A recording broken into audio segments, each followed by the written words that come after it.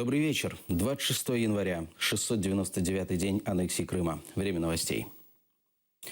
Певица Джамала решила участвовать в национальном отборе на Евровидение 2016 с песней о депортации крымских татар. Об этом она написала на своей странице в Facebook. Исполнительница собирается представить свою новую песню 1944. Она написала ее после рассказа своей прабабушки о тяжелой дороге во время депортации и других страданиях крымско-татарского народа во время Второй мировой войны. Полуфиналы национального отбора состоятся 6 и 13 февраля, а финал – 21-го. Представителя выберут по результатам голосования судей и зрителей во время прямых эфиров.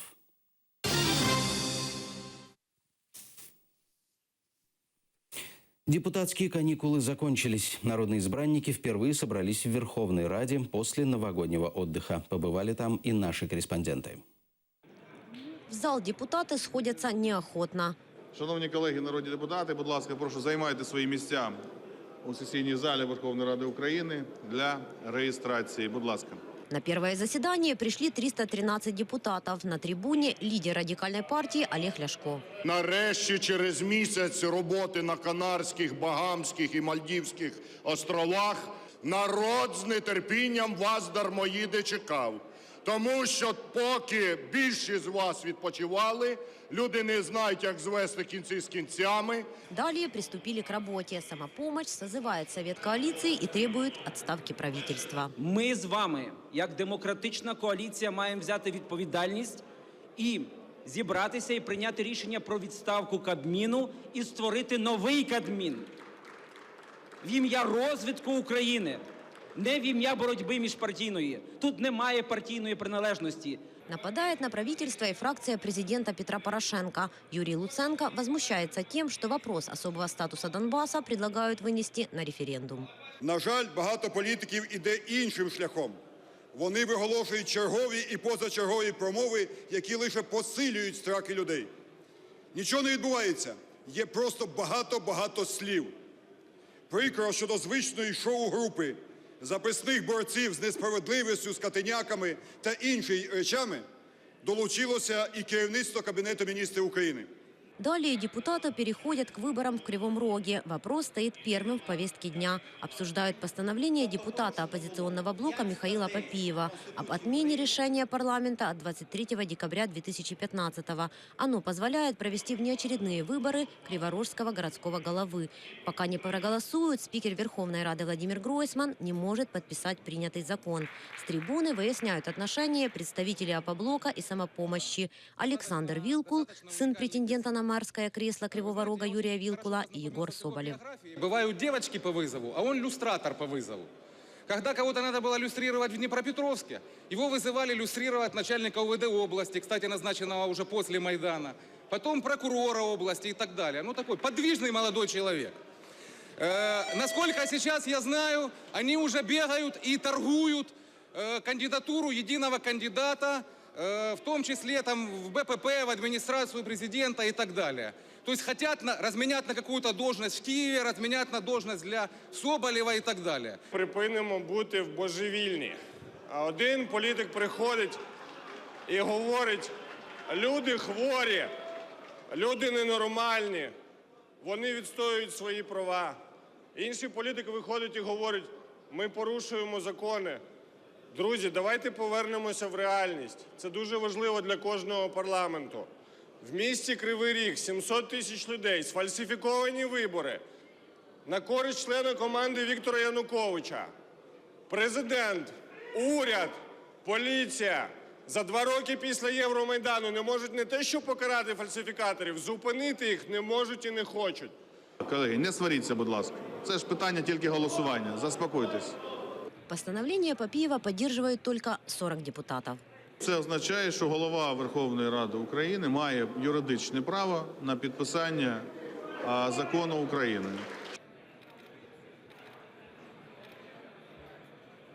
Сразу Сразу после провала голосования за постановление Михаила Папиева представители фракции оппозиционного блока совершили демарш, покинули заседание. После голосования спикер Владимир Гройсман подписал закон.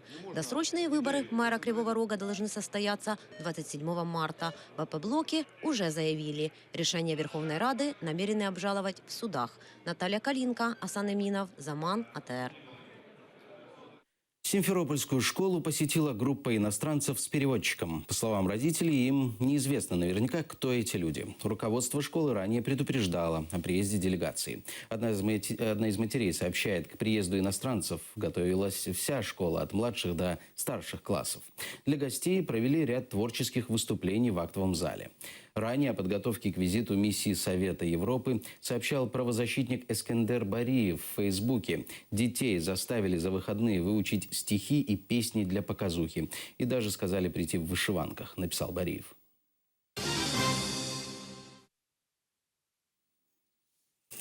Крымского татарина, подозреваемого в поджогах автомобилей, арестовали на 2 месяца. Решением Ялтинского городского суда Муидин Альвапов взят под стражу до 23 марта. По этому обвинению задержали 3 человека, в том числе Альвапова. Ему инкриминировали умышленное уничтожение или повреждение имущества, совершенное из хулиганских побуждений путем поджога. Статья предусматривает лишение свободы до 5 лет. По информации общественных активистов, присутствующих на заседании, 2 задержанных указали на Муидина как на организатора поджогов. Родные уверены в невиновности Альвапова.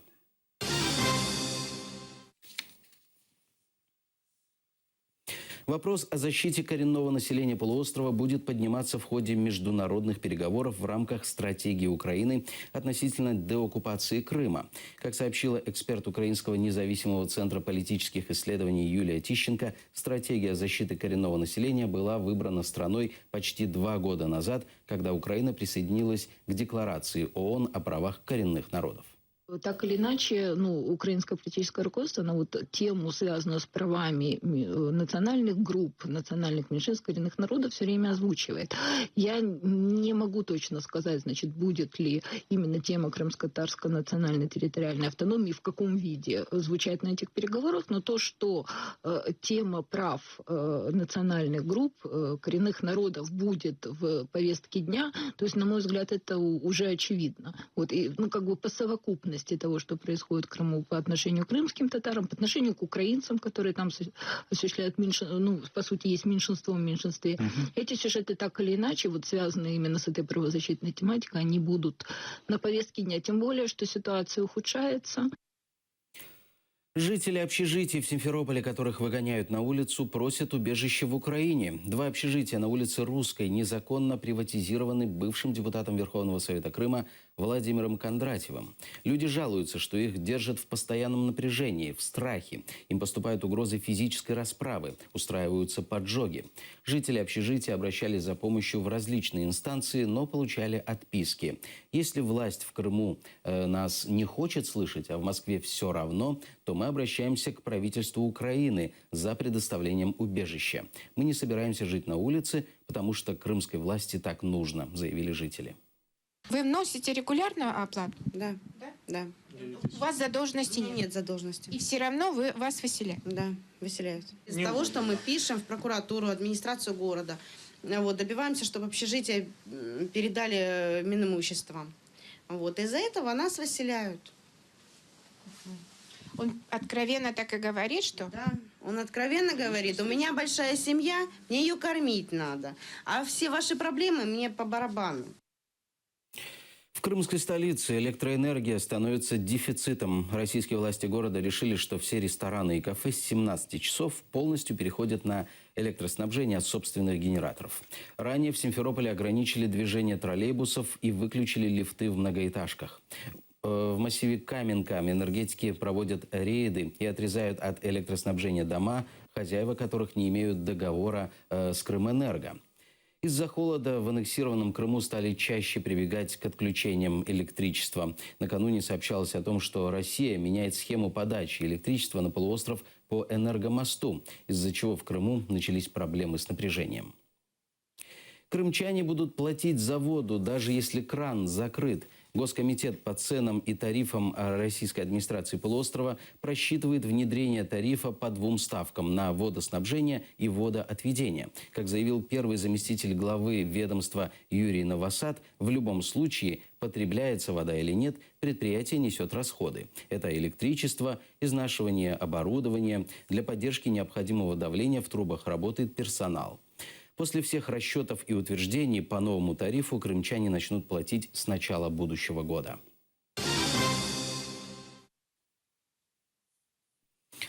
Крым остался без автошкол. Ни одно учебное заведение не прошло проверку соответствия учебно-материальной базы и не получило заключения от Российской автоинспекции. Как пишут «Известия», разрешение на работу не получили также автошколы в Дагестане, Ингушетии, Карачаево-Черкесии, Северной Осетии и Чукотском автономном округе.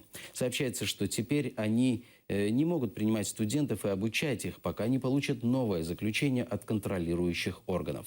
Эксперты отмечают, жителям этих регионов для получения прав остается либо ждать, пока у них появятся аттестованные школы, либо учиться и сдавать на права в других регионах. В Крыму осталось более 8 тысяч военных предателей. Об этом заявил глава военной прокуратуры Украины Анатолий Матиас в эфире Пятого канала. Сразу после аннексии Крыма в апреле 2014 года в Минобороны Украины сообщали, что на материковую часть Украины выехали 3197 военнослужащих и членов их сімей.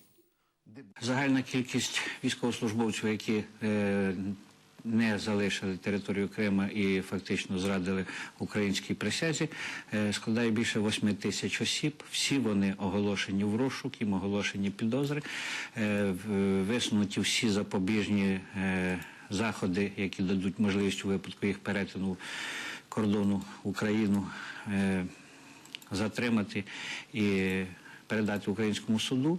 Що стосується більш глобальних речей, то військовою прокуратурою, Генеральним прокурором України Віктором Миколаївичем Шокіним створено минулої осені спеціальне управління по розслідуванню злочинів проти міжнародного правопорядку та злочинів проти людства, слідчі якого розслідують кримінальне провадження суцільного вивчення і дослідження процесуальним шляхом питання здійснення військової агресії, ведення гібридної війни, в тому числі починаючи від 27 лютого, коли почалися події в Криму, і аж закінчуючи моментами підписання Мінських угод. Не прекращается огонь в зоне проведения антитеррористической операции. За прошедшие сутки пророссийские боевики атаковали позиции украинских военных 44 раза. По-прежнему активно наемники стреляют в районе Донецкого аэропорта. Російські найманці не припиняють обстріли наших позицій в зоні проведення антитерористичної операції. Опитне, Піски, Луганське, Новгородське, Зайцеве, Мар'їнка. Неподалік саме цих населених пунктів ворог вів вогонь по наших укріпленнях. Найгарячіше було знову в районі Донецького аеропорту. Противник обстрілював українські позиції зі стрілецької зброї, великокаліберних кулеметів та гранатометів різних систем. Близько 23-ї години проросійські бойовики вели вогонь по нашому опорному пункту неподалік Пісків з танку. Неспокійно було і в районі тимчасово окупованої Горлівки. Тут бойовики обстріляли наші позиції з різних видів зброї неподалік Новгородського та Зайцевого. Загалом впродовж минулої доби противник 44 рази відкривав вогонь по українським позиціям. Служба безопасности Украины задержала агента ФСБ из Крыма. Житель Днепропетровска, находясь летом прошлого года в Крыму, был задержан за правонарушение. В обмен на непривлечение к уголовной ответственности он согласился сотрудничать с ФСБ России. Агент, который когда-то учился в университете МВД, должен был искать пророссийски настроенных правоохранителей. После вербовки и подготовки их планировалось использовать для разведывательно-подрывной деятельности в ущерб Украине. Весной 2015 года уехал в Крым. Там совершил правонарушение, за что был задержан органами полиции города Ялты. В ходе допроса выяснилось, что я учился в одном из университетов внутренних дел Украины и имею знакомых из среды офицера внутренних дел Украины. Мне предложили в обмен на прекращение уголовного преследования сотрудничество. И поставили Николай передо мной задачу приглашать под любым предлогом своих знакомых сотрудников МВД на территорию Республики Крым. Как только они приедут, сообщать, где они поселились, и новые номера телефона российских операторов. На что я согласился, так как выхода, по сути, у меня не было. Что такое ИГИЛ, какие у него социальные аспекты и как влияет глобализация на распространение террористической угрозы? Общественные организации «Арабский дом» и Украинский центр исламоведения подготовили сборник статей на эту тему под названием «Исламское государство. Генезис и новые тренды». Говорили на презентации о том, как отличать правдивую информацию об ИГИЛ от фейков. Это очень важно, что Украина не стоит в стороне от тех процессов, которые происходят в мире, которые, может быть, пока нас прямо и не касаются, но мы должны сказать свое слово, как мы относимся к тем явлениям, которые вот происходят. Если, скажем, попадает какая-то информация о сотрудничестве с ИГИЛ, например, Украины или другой какой-то страны, против которой против которой осуществляется информационная агрессия, относиться, скажем, очень проводить более тщательный анализ этой информации. Иначе может оказаться в такой ситуации, когда просто тиражируются, скажем, какие-то фейки, которые были подготовлены в свое время прокремлевскими, например, какими-то политтехнологами. Защита мусульман Крыма напрямую связана с решением крымского вопроса в пользу Украины. Так считает вице-президент Украинского центра исламоведения Рустем Жангожа. Сейчас же перед ними стоит вопрос выживания, заявил эксперт. Проблема выживания сейчас стоит перед крымскими татарами. Это трагичная очень ситуация. Дважды попасть в ситуацию депортации. Первая принудительная, вторая добровольная депортация. Ну, что значит добровольная? И это беженцы. Защищать мусульман Крыма, это защищать приоритеты Украины в Крыму. Это одна и та же проблема. Как только силами международной общественности, не только Украины, проблема Крыма будет решена в позитивном для Украины плане, тогда эта проблема ислама, думаю, что она как проблема не будет существовать. В Киеве проведут третий всеукраинский форум переселенцев из Крыма и Донбасса. Общественная организация «Крымская диаспора» приглашает вынужденных переселенцев из аннексированного Крыма и переселенцев с востока Украины принять участие в работе форума, который состоится 15 и 16 февраля. Первый день форума посвятят вопросам трудоустройства, ведения бизнеса и поддержки предпринимательских инициатив, а также дополнительного образования для переселенцев. Во второй день будут решать проблемы с жильем и выделением земельных участков под строительство для переселенцев.